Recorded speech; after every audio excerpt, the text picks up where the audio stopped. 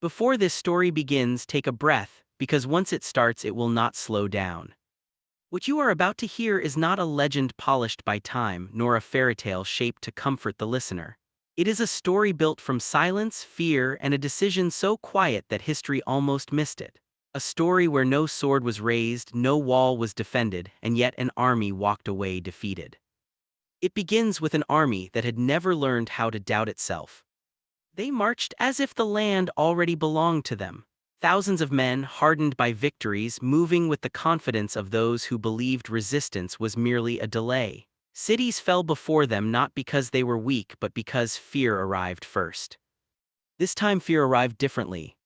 The city appeared at dawn, its stone walls pale under the rising sun. From a distance it looked ordinary, strong, old, prepared, but as the army drew closer, something felt wrong. The gates were open. Not damaged. Not forced. Not abandoned in panic. Open with intention. The road leading inside was clean, swept, almost inviting. No guards stood watch. No banners marked defiance. No horns sounded alarm. The army slowed. Silence settled in, heavy and deliberate, the kind of silence that makes men aware of their own breathing. Sima rode at the front. He had faced countless enemies, but he did not trust what appeared easy. Easy victories often hid the deepest graves. A city that does not defend itself, he knew, is never unprepared. It is calculating. His eyes moved across the walls, the towers, the open gate. Everything visible felt staged, like a scene arranged to be observed. Inside the city, movement caught his attention.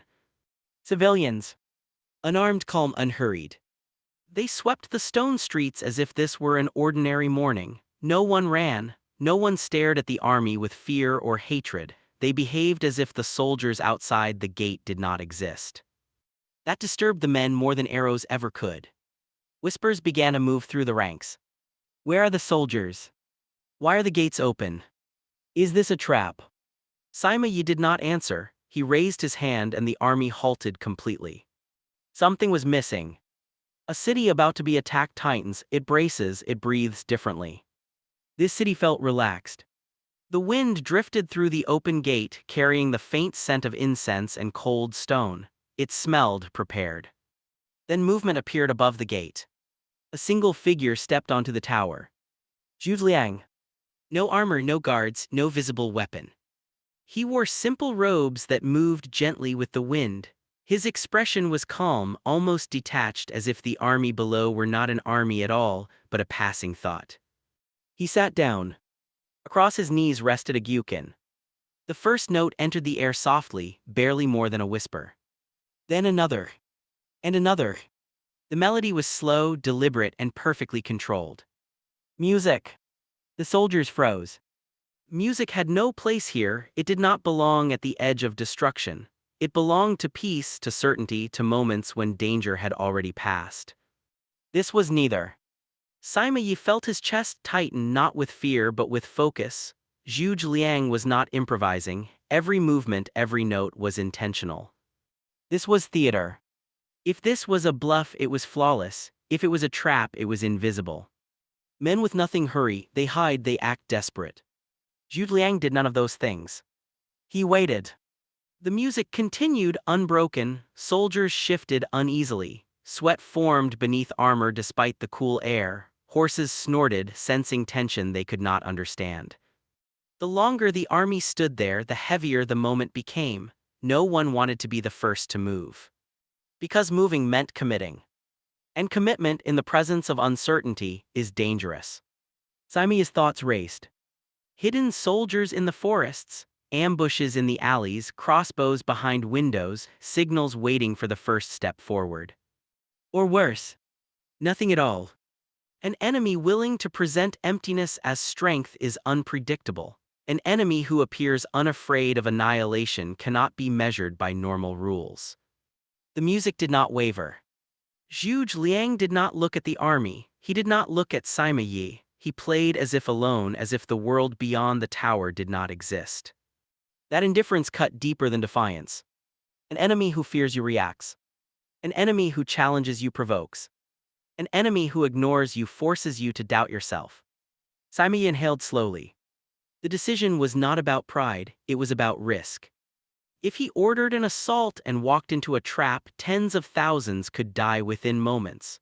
His name would be remembered not as a strategist, but as a man who failed to see what was hidden in plain sight. If he withdrew and the city truly was empty, he would lose nothing but reputation. Between humiliation and annihilation, the choice became clear. Withdraw. The word passed through the army like a shock. Disbelief turned into motion. Banners lowered, boots turned away from the city that had never raised a weapon against them. Zhuge Liang continued to play. He did not acknowledge their retreat. He did not rise in triumph. He allowed the illusion to remain intact until the last soldier disappeared into the distance. Only then did the music fade. Behind the open gates, the truth waited quietly. There were no hidden armies. No ambush. No reinforcements. There had been only calculation. Zhuge Liang had known the risk, he had accepted it. He had trusted not in force but in understanding of fear, of reputation, of the enemy's mind. Victory had balanced on a narrow edge. And it had held. The army retreated farther than necessary as if distance itself could protect them. That night fires burned low, conversations were hushed, sleep came slowly. The image of open gates and calm music replayed again and again. Had they escaped a trap? Or had they been defeated by nothing?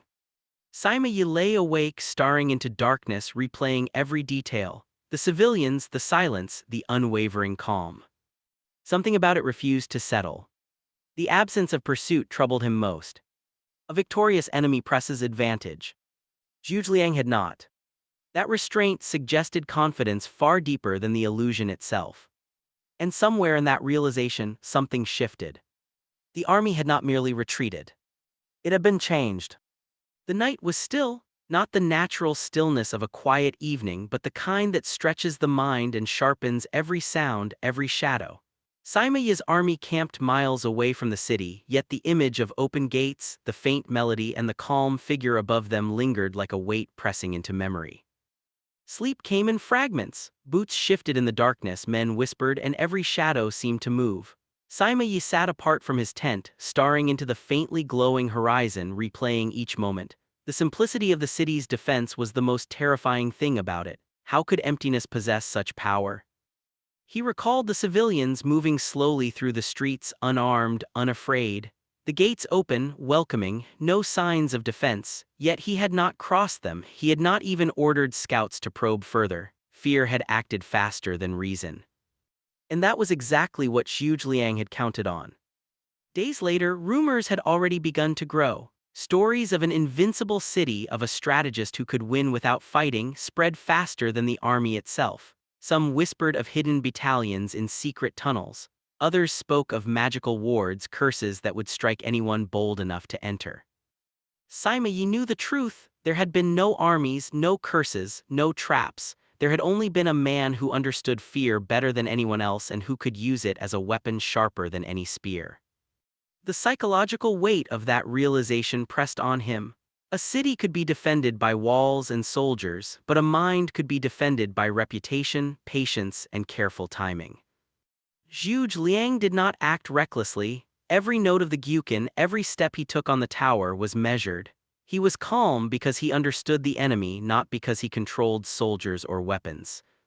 This was the essence of the empty fort strategy: to make the enemy believe in danger where none existed, to make them fight themselves. And it worked. Sima Yi's army had retreated not because of battle but because of doubt, uncertainty, and the pressure of their own minds. The illusion was perfect, and the cost of testing it would have been total annihilation. The following weeks proved the strategy's long-term effect. Whenever Sima Yi faced Zhuge Liang in later campaigns, hesitation lingered where decisiveness should have been. He double-checked intelligence, delayed movements, questioned reports, all the consequences of a single calculated bluff.